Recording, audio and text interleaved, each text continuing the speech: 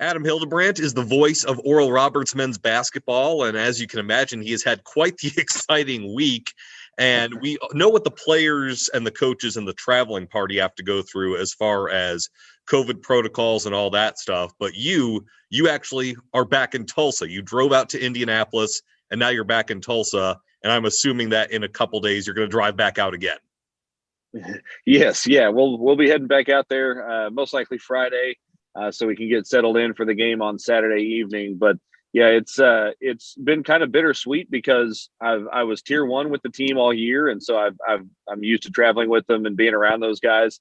And in some ways, it's hard not being around them because obviously they're in the bubble, so I don't get to see them, don't get to high five them, and things like that. But at the same time, it's allowed me to experience this first March Madness run of my career with my family.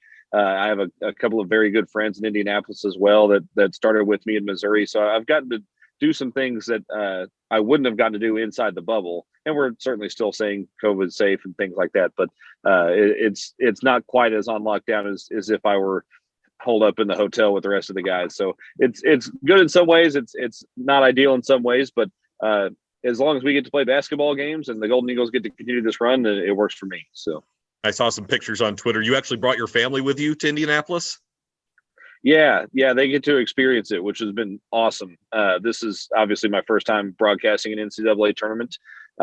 So to get to have them, because they've done all the, they've worked my way up through my career, right? So they've followed me I took Ella as a toddler to a game in Marceline, Missouri to call 2 basketball games. It's a town of like 500 or 600 people. And now she's at the NCAA tournament with me. Our 5-year-old son hasn't grasped the gravity of the situation because he just expects ORU to win, right? Because he's an ORU fan. And we're like, yeah, but I don't think you understand. Like, this is not many teams get to experience this, especially as a 15 seed. So it's been fun to watch them get to go through the experience and certainly get to hug them after games and celebrate with them has been really neat.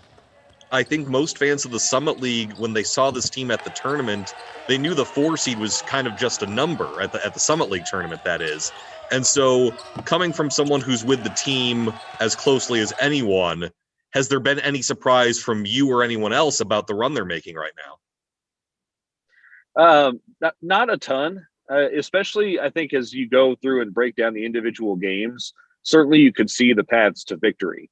And to be honest, while there's the Golden Eagles have shown a lot of resiliency and have followed the game plans really well, it's not like they've shot the ball super well. I mean, Max and Kevin have been really good, but the supporting cast has struggled a little bit from the field and from behind the 3-point arc. So you don't even feel like they've necessarily played their best basketball yet. I do hope that it goes to show the rest of the country the quality of basketball that we have in the Summit League, and in particular in the top, the upper echelon of the league. Those 4 teams at the top this year were really close, and North Dakota and Kansas City were not that far behind. And so I hope that this opens some eyes to the talent of Summit League basketball, because one thing that this league does as well as any league in the country is shoot. And that's important come this time of year. If you have guys that can make shots, you give yourselves a chance. So it's been a lot of fun to watch. Not necessarily surprising when you look at the matchups. Let's go back to the beginning of the tournament, the Ohio State game. Was there a point when you're broadcasting the game, because we're both play-by-play guys, we sort of have like feels and feelings and sensations, but was there a point in the game where you're like, okay, this isn't a 2-15 matchup. This is something that they can legitimately pull off? Yeah. When the Golden Eagles started out 4-0, and then Max hit about a 35-foot 3. And I said, okay, this is going to be a ball game. This is not something, and not that I had thought that ORU would come out and be overmatched by any stretch of the imagination. But it was a debutante team. Like none of those guys have played in an NCAA tournament. So the question was, would they react well and settle in time without letting Ohio State try to claim a hold on the game? And to start on a 7-0 run and Max does what Max does and hits a deep 3, you're like, yep, I can see that this is trending in the right direction here. And to be honest, that whole game felt like the Golden Eagles were in control. And of course, that momentum leads into the game against Florida. And I have to imagine you were feeling the similar feelings in the sense that, they were with them the whole game. They were never really out of it. There were a couple points where Florida, I think, had like a 9 or a 10 or an 11-point lead. But same sort of question. Was there a feeling at all during the Florida game where you're like, maybe they can do it again? It felt like a little more of a grind, and there were more nerves, especially over the course of the first half. But you go into halftime down 5, and like, okay, you're in it. Got to 11, and then Kevin O'Banner completed a 4-point play. Or you actually had 2 4-point plays in that game. But that cut the deficit back to 7, and it kind of hung there around like 6 to 8 points for 3 or 4 minutes. And then you started to get the sense, okay, this is how it works when teams hang around at this time of year. And they're not shooting the ball very well, but they're still within striking distance. And all it's going to take is 1 or 2 to go in and for ORU to heat up. So Oral Roberts, just the second 15 seed ever to make the Sweet 16. The only other team was that Dunk City team from Florida Gulf Coast a couple of years back. You actually got to go back to Tulsa, drive from Indianapolis back to Tulsa. I don't know how much you've been around campus or around ORU, but what's the vibe like in town? Well, there were, I understand there were 1,000 people at the watch party in the Mabee Center for Sunday's game, which was really cool to see.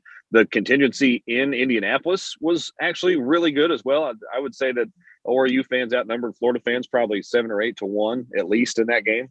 It's a pretty electric time, it seems like. And to see the way that this team has found support over the course of the last few weeks has been really exciting. And the buzz on social, I mean, you see guys like Ja Morant tweeting at Maximus and stuff like that. Dwayne Wade was tweeting about ORU basketball.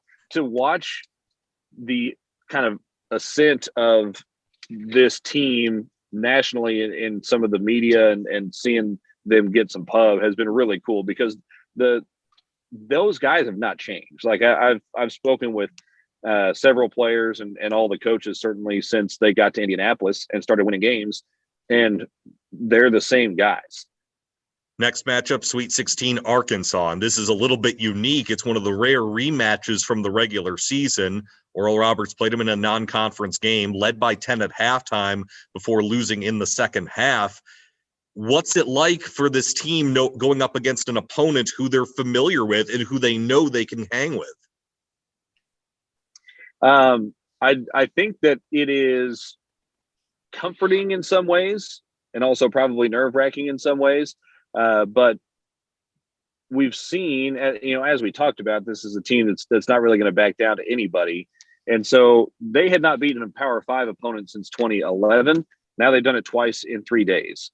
So all of a sudden you're looking at a situation where the confidence is there, and now you're playing a team where you've already proven to yourself that you're capable of going out and beating. You beat them over the course of 20 minutes once already this year. Now you just got to do it over 40. Can you find a way to do that? Last thing, Florida Gulf Coast had that Dunk City nickname. I think they were asking on one of the pregame or postgame shows what Oral Roberts' nickname should be. Charles Barkley suggested Monsters, Inc. because he's called both O'Banner and Asmus Monsters. I don't know if you have a nickname for this Oral Roberts squad, or if anyone has kind of resonated around here, or if they're just Oral Roberts. I think they're just kind of Oral Roberts. I haven't heard of any team nicknames that have been thrown out there. One that we've always kind of thrown around because of the history of the mascot of the school is the Titan Eagles. And I mean, they're kind of playing like Titans in this tournament to go in and beat the 2 teams that they've beat so far.